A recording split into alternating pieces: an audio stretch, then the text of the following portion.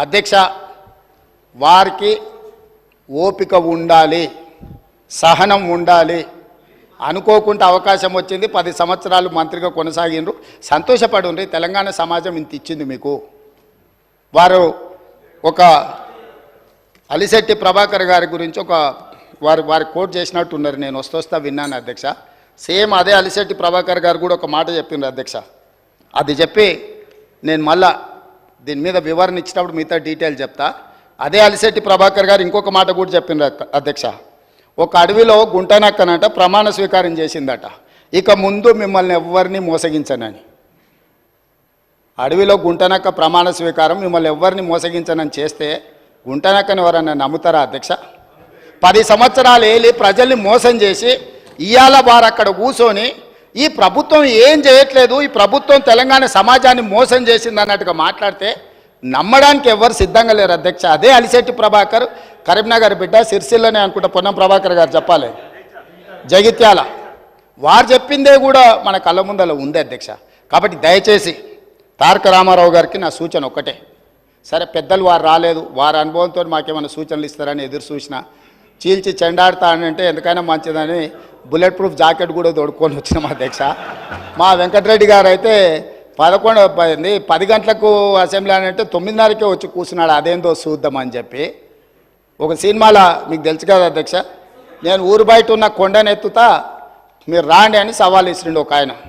ఊరంతా వచ్చిందారే ఎట్లెత్తుతాడో చూద్దామని. ఇంకా పేల్వాన్ కూడా కొండ దగ్గరకు వచ్చిండు.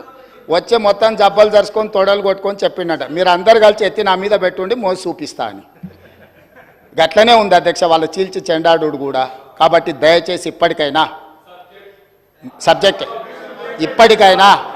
ప్రభుత్వం అధ్యక్ష, ఈ ప్రభుత్వం విధానపరమైన నిర్ణయాలు తీసుకుంటుంది, ఈ ప్రభుత్వం పాలసీలు తీసుకొస్తుంది, ఈ ప్రభుత్వం రైతు పాలసీ తీసుకొస్తుంది, అంటే వ్యవసాయ పాలసీ తీసుకొస్తుంది, ఈ ప్రభుత్వం స్పోర్ట్స్ పాలసీ తీసుకొస్తుంది, ఈ ప్రభుత్వం ఆర్టిఫిషియల్ ఇంటెలిజెన్స్కు సంబంధించిన పాలసీ తీసుకొస్తుంది, ఐటీ అండ్ ఇండస్ట్రీస్ పాలసీ తీసుకొస్తుంది ప్రభుత్వము, ఎనర్జీ పాలసీ తీసుకొస్తుంది ప్రభుత్వము.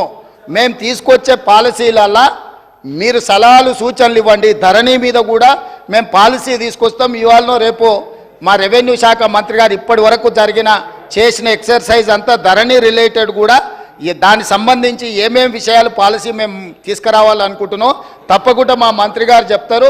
వారు కూడా ఏమైనా సలహాలు సూచనల అనుభవం ఉంటే వారిని ఉపయోగించాల్సిందిగా 2 గంటలు తీసుకున్నారు అధ్యక్ష. 2 గంటలు సరిగ్గా 2 గంటలు మాట్లాడినారు.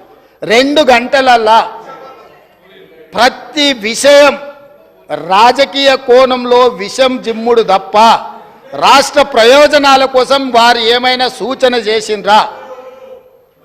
ఇట్లా ఉంటే ప్రజలు అక్కడ కూడా ఉండనియరు అధ్యక్ష. కాబట్టి ఇప్పటికైనా మన సూచనలు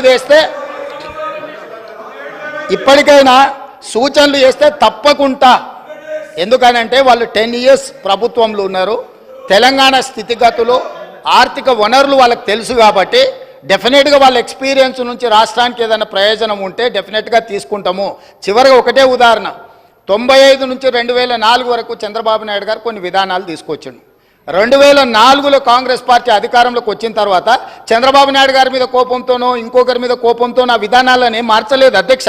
వాటిని ఇంకా పెంపొందించి విస్తరించి ప్రణాళికబద్ధంగా దాని మీద మెరుగైన విధానాలు తీసుకొచ్చి అభివృద్ధి చేసింది. కాబట్టి హైదరాబాద్కు మెట్రో వచ్చింది, హైదరాబాద్కు ఔటర్ రింగ్ రోడ్ వచ్చింది, హైదరాబాద్కి అంతర్జాతీయ ఎయిర్పోర్ట్ వచ్చింది, హైదరాబాద్కి ఐటీ కంపెనీలు వచ్చినాయి, హైదరాబాద్కు ఫార్మా కంపెనీలు వచ్చినాయి, హైదరాబాద్కి గోదావరి జలాలు వచ్చినాయి, హైదరాబాద్కి కృష్ణా జలాలు వచ్చినాయి అధ్యక్ష. వాళ్ళు నిజంగానే ఉపయోగపడే పాలసీ ఏదైనా తెస్తే కొనసాగించడానికి అభ్యంతరం లేదు. మేము తెచ్చిన పాలసీల మీద వారేమైనా సూచన చేస్తే సహేతుకమైన సూచనలు సలహాలు తీసుకోవడానికి కూడా మా ప్రభుత్వానికి ఎలాంటి అభ్యంతరం లేదని తమ ద్వారా ప్రతిపక్ష నాయకులకు నేను చెప్పదలుచుకున్నా అధ్యక్ష.